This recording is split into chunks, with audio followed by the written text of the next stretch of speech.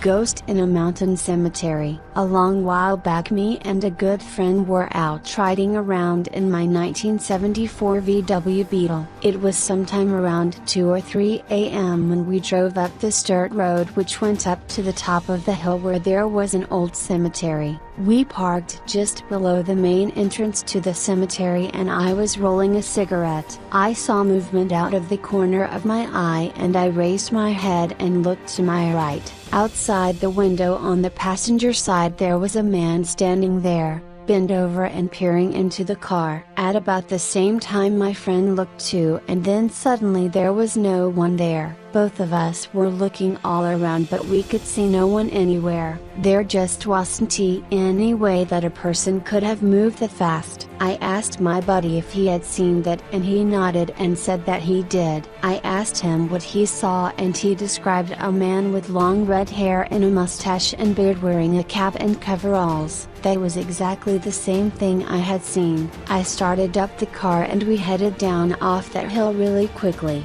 We talked about going back up there and looking around but we were too freaked out. This happened in a cemetery in Auxier, Kentucky around 1980 or 81. I don't recall the exact date. An interesting point about the cemetery is that it contains a lot of graves that were moved from another cemetery. Note: the relocation project was started in the 1940s but the cemetery itself has been there much longer, since the 1800s. There are a lot of stones that are not readable and some very old graves had no stones. You could discern them by the depressions in the ground. The photo on the left is of a stone that was laying flat on the ground with the date of death being 1902. These photos were taken by me in August of 2009. I was in the area and went up to take a look at the old place. This was an experience where I was not alone and I was not the only one to see it. People try to tell me that we saw a regular human being who just happened to be walking through the cemetery that night. The people who say that were not there and do not understand that it was impossible for a regular person to just vanish into thin air like that.